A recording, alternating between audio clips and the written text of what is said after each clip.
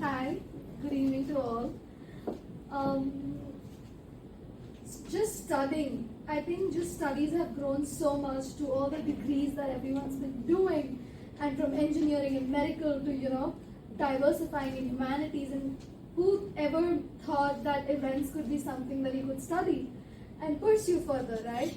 And it's like ma'am mentioned, it's not just glamour that goes in front. What is behind is much more complicated, and the best part is making friends and networking and then having them cover your goof ups. And I feel blessed to have found EMDI. I had the opportunity to actually visit a couple of campuses, interact with a couple of faculties, but the vibe, the welcoming that EMDI gave me, the warmth that I got. I said, no, I don't want to study in any other college, but I want to come here. Why go abroad?